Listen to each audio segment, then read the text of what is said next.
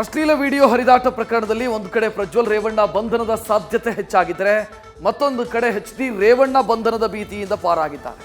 ಲೈಂಗಿಕ ಕಿರುಕುಳ ಆರೋಪದ ಕುರಿತಂತೆ ಪ್ರಕರಣ ದಾಖಲಾದ ಬೆನ್ನಲ್ಲೇ ಬಂಧನದ ಭೀತಿಯಿಂದ ರೇವಣ್ಣ ಅವರು ನಿರೀಕ್ಷಣಾ ಜಾಮೀನಿಗೆ ಅರ್ಜಿ ಸಲ್ಲಿಸಿದ್ರು. ಆದರೆ ಜಾಮೀನು ರಹಿತ ಸೆಕ್ಷನ್ಗಳು ಇಲ್ಲ ಅನ್ನೋ ಕಾರಣಕ್ಕಾಗಿ ಅರ್ಜಿಯನ್ನ ವಾಪಸ್ ಪಡೆದಿದ್ದಾರೆ.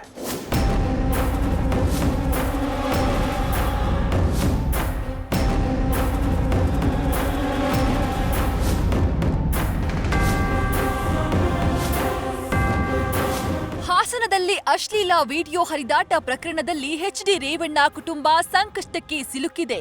ಹೊಳೆನರಸೀಪುರದಲ್ಲಿ ದಾಖಲಾಗಿರೋ ಮೊದಲ ಪ್ರಕರಣದಲ್ಲಿ ಎಚ್ ಡಿ ರೇವಣ್ಣ ಮೊದಲನೇ ಆರೋಪಿಯಾಗಿದ್ರೆ ಪ್ರಜ್ವಲ್ ರೇವಣ್ಣ ಎರಡನೇ ಆರೋಪಿಯಾಗಿದ್ದಾರೆ. ವಿವಿಧ ಸೆಕ್ಷನ್ಗಳಡಿಯಲ್ಲಿ ಕೇಸ್ ದಾಖಲಾಗಿದ್ದು ಕಾನೂನು ಹೋರಾಟಕ್ಕೆ ಮುಂದಾಗಿದ್ದಾರೆ.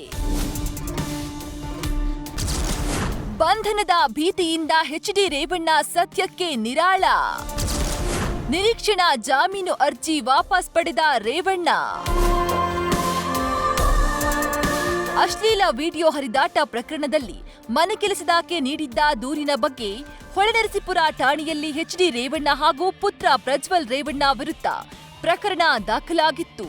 ಈ ಬೆನ್ನಲ್ಲೇ ವಿಚಾರಣೆಗೆ ಹಾಜರಾಗುವಂತೆ ಮಾಜಿ ಸಚಿವ ಎಚ್ ಡಿ ರೇವಣ್ಣಗೆ ಎಸ್ಐಟಿ ನೋಟಿಸ್ ನೀಡಿತ್ತು. ವಿಚಾರಣೆಗೆ ಹೋದ್ರೆ ಬಂಧಿಸುವ ಭೀತಿಯಲ್ಲಿದ್ದ ಎಚ್ ಡಿ ರೇವಣ್ಣ ನಿನ್ನೆಯೇ ಹೊಳೆನರಸೀಪುರ ಕೋರ್ಟ್ಗೆ ನಿರೀಕ್ಷಣಾ ಜಾಮೀನು ಅರ್ಜಿ ಸಲ್ಲಿಸಿದ್ರು.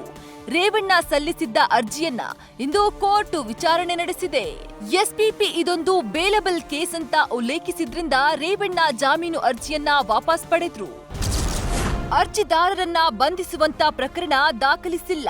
ಇನ್ನು ಎಫ್ಐಆರ್ನಲ್ಲಿ ಹಾಕಿರುವ ಸೆಕ್ಷನ್ಗಳು ಜಾಮೀನು ನೀಡುವಂತಹ ಕೇಸ್ಗಳಾಗಿವೆ. ಯಾವುದೇ ಜಾಮೀನು ರಹಿತ ಸೆಕ್ಷನ್ ಹಾಕಿಲ್ಲ ಎಂದು ಕೋರ್ಟ್ಗೆ ಮನವರಿಕೆ ಮಾಡಿಕೊಟ್ಟ ವಿಶೇಷ ಸರ್ಕಾರಿ ಅಭಿಯೋಜಕ ಜಗದೀಶ್ ಎಸ್ಪಿಪಿ ಮಾಹಿತಿ ಮೇರೆಗೆ ರೇವಣ್ಣ ನಿರೀಕ್ಷಣಾ ಜಾಮೀನು ಅರ್ಜಿ ವಾಪಸ್ ಪಡೆದಿದ್ದು ಸದ್ಯ ಬಂಧನದ ಭೀತಿಯಿಂದ ಪಾರಾಗಿದ್ದಾರೆ.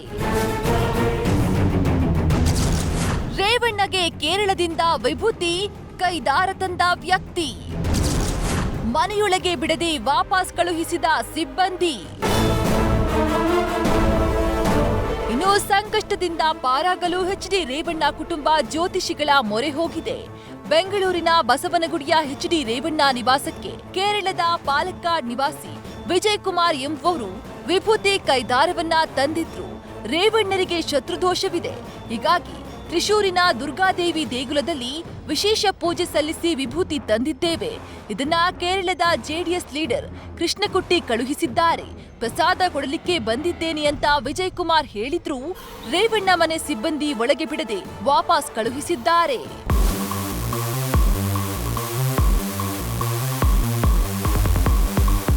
ಸದ್ಯ ಮಹಿಳೆಯ ಕಿಡ್ನಾಪ್ ಕೇಸ್ನಲ್ಲಿ ರೇವಣ್ಣ ಬಂಧನ ಭೀತಿಯಿಂದ ತಾತ್ಕಾಲಿಕವಾಗಿ ಪಾರಾಗಿದ್ದಾರೆ.